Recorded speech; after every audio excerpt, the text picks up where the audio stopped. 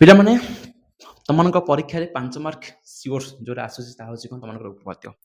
ଉପପାଦ୍ୟ କିନ୍ତୁ ତମମାନଙ୍କୁ ପର୍ଟିକୁଲାର ସବୁଯାକ ଉପପାଦ୍ୟ ପଢ଼ିକି ଯିବାର କିଛି ଦରକାର ନାହିଁ। ମାତ୍ର ବଛା ବଛା 5ଟି ଉପପାଦ୍ୟ ତମମାନଙ୍କୁ ମୁଁ ଦେବି। 5ଟି ଉପପାଦ୍ୟ ତମମାନଙ୍କୁ ପିଲାମାନଙ୍କୁ ମୁଁ ଦେବି। 5ଟି ଉପପାଦ୍ୟ ଯଦି ପଢ଼ିକି ଆଉଛ ନା, ଯଦି 5ଟି ଉପପାଦ୍ୟ ପଢ଼ିକି ଆଉଛ ତାହେଲେ ତମମାନଙ୍କର ପିଲାମାନେ ଆରାମସେ ଗୋଟେ ଉପପାଦ୍ୟ କ'ଣ ନିହାତି ଭାବେ ବାଜିଯିବ। ନିହାତି ଭାବେ କ'ଣ ହେଇଯିବ ତମମାନଙ୍କର ବାଜିଯିବ ପିଲାମାନେ।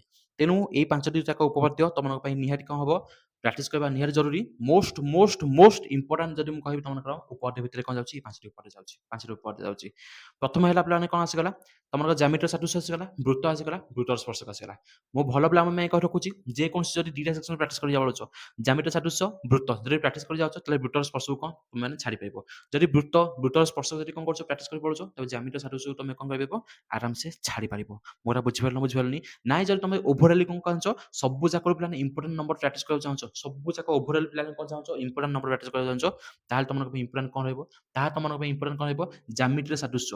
ଜ୍ୟାମିତିର ସାଦୃଶ୍ୟର ମୋଷ୍ଟ ଇମ୍ପୋର୍ଟାଣ୍ଟ ଉପପାଦ୍ୟ କେତେ ନମ୍ବର ଯାଉଛି ପିଲାମାନେ? ଉପପାଦ୍ୟ 1। ଉପପାଦ୍ୟ 1 ଜମା ହାତ ଛଡ଼ା କରନି। ଉପପାଦ୍ୟ 2 ତମର ପଡ଼ିଥିଲା କ'ଣ? ଏବେ ଲାଟେଷ୍ଟ 2025 ମସିହାରେ ପଢ଼ି ସାରିଛି। 26 ତମମାନଙ୍କ ପାଇଁ ଇମ୍ପୋର୍ଟାଣ୍ଟ କ'ଣ ରହିବ? ଉପପାଦ୍ୟ 1 ନିହାତି କ'ଣ ରହିବ? ଇମ୍ପୋର୍ଟାଣ୍ଟ ରହିବ। ନେକ୍ସଟ କ'ଣ ଆସିବ? ଉପପାଦ୍ୟ ଆସିବ ପିଲାମାନେ ଉପପାଦ୍ୟ 5। ଉପପାଦ୍ୟ 5 ହେଉଛି କ'ଣ ତମମାନଙ୍କ ପାଇଁ ମଧ୍ୟ ମୋଷ୍ଟ ଇମ୍ପୋର୍ଟାଣ୍ଟ ଉପପାଦ୍ୟ। ମୋରା ବୁଝିପାରିଲ ପିଲାମାନେ? ନେକ୍ସଟ ଆସିଲା ତମର ବୃତ୍ତ।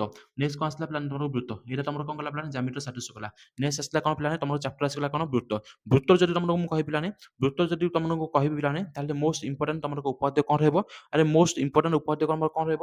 ଉପପାଦ୍ୟ ରହିବ ତମର କେତେ? ଉପପାଦ୍ୟ 8 ରହିବ, ଉପପାଦ୍ୟ 9 ରହିବ। କେତେ ରହିବ? 8 ରହିବ, 9 ରହିବ ଏବଂ 11 ରହିବ। ମୋରା ବୁଝିପାରିଲ ପିଲାମାନେ?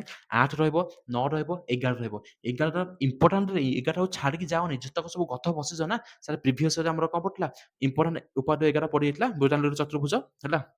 ବିପରୀତ କୋଣ ମାନେ ପରସ୍ପର କ'ଣ ପରିପୂରକ ପଡ଼ିଯାଇଥିଲା ନା, ଛାଡ଼ିକି ଯାଅନି। ଏଇଟା ନିହାତି ଭାବେ କ'ଣ କର? ପ୍ରାକ୍ଟିସ୍ କରି ଯାଅ। ଇମ୍ପୋର୍ଟାଣ୍ଟ ଉପପାଦ୍ୟ ଏଇ ବର୍ଷ ମଧ୍ୟ କ'ଣ ପଡ଼ିଯାଇପାରେ। ବୁଝିପାରିଲ? ନେକ୍ସଟ କ'ଣ ଆସିଲା ପିଲାମାନେ? ସ୍ପର୍ଶକ।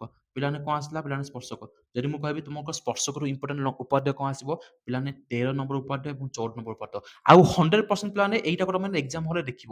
ଉପପାଦ୍ୟ 14 ପିଲାମାନେ ଏକ୍ସାମ ହଲରେ କ'ଣ କରିବ? ନିହାତି ଭାବେ ଦେଖିବ। ମୋଷ୍ଟ ଇମ୍ପୋର୍ଟାଣ୍ଟ ଉପପାଦ୍ୟ ଭିତରେ ତମର କ'ଣ ଅଛି? ଉପପାଦ୍ୟ 14 ଅଛି। ଏକ୍ସାମ ହଲରେ ଉପପାଦ୍ୟ 14 ପିଲାମାନେ ଆସିବ ହିଁ ଆସିବ ପିଲାମାନେ, ଆସିବ ହିଁ ଆସିବ। PA into PB equal to PT square ଥିଲା ନା ନଥିଲା ପିଲାମାନେ? ଥିଲା ନା ନଥିଲା ପିଲାମାନେ? ବାସ୍ ଏଇଗୁଡ଼ିକ ପିଲାମାନେ ତମର କ'ଣ ହେଲା ପିଲାମାନେ? ମୋଷ୍ଟ ଇମ୍ପୋର୍ଟାଣ୍ଟ ଉପପାଦ୍ୟ କ'ଣ ଭିତରେ ଗୋଟେ ତମମାନଙ୍କର ଉପପାଦ୍ୟ 14ଟି କ'ଣ ଯାଉଛି। ବାସ୍ ଏତିକି ଥିଲା ତମମାନଙ୍କ ପାଇଁ କଥା।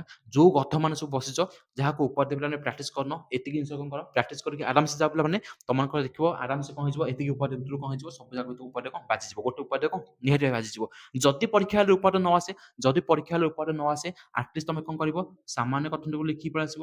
ସାମାନ୍ୟ ଗଠନକୁ ଲେଖି ଆସିବ ଭାରି, ଦତ୍ତ ଲେଖିବ, ବ୍ରାହ୍ମଣ ଲେଖିଦବ ପିଲାମାନେ। ଯଦି କିଛି ଅଙ୍କନ କରିବାର ଅଛି ଅଙ୍କନ ଲେଖିଦବ ଏବଂ ସାଇଡରେ ଚିତ୍ରଟି କରିଦେଇ ଆସିବ। ସାଇଡରେ କ'ଣ କରିବ? ଚିତ୍ରଟି କରିଦେଇ ଆସିବ। ତମକୁ ଏତିକିରେ କେତେ ମାର୍କ ମିଳିଯିବ? 2 ଅଧେ ମିଳିଯିବ।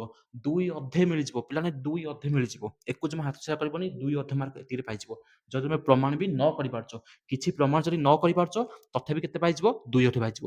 ତେଣୁ ଆରାମସେ ପିଲାମାନେ ପ୍ରାକ୍ଟିସ୍ କରି ଯାଅ। କାହିଁ ନ କରିପାରିବ? କରିପାରିବ। ହବ ପସିବୁଲ, ସବୁ ପସିବୁଲ। ଉପପାଦ୍ୟ ତମେ କରି ହିଁ ପାରିବ। ତେଣୁ ତମ ମନକୁ ଖାଲି କ'ଣ କରିକି ଯିବାର ଅଛି? ପ୍ରାକ୍ଟିସ୍ କରିକି ଯିବାର ଅଛି ତମମାନଙ୍କର ଏବଂ ଉପପାଦ୍ୟ କ'ଣ ହେଇଯିବ? ଆରାମସେ ବାଜିଯିବ।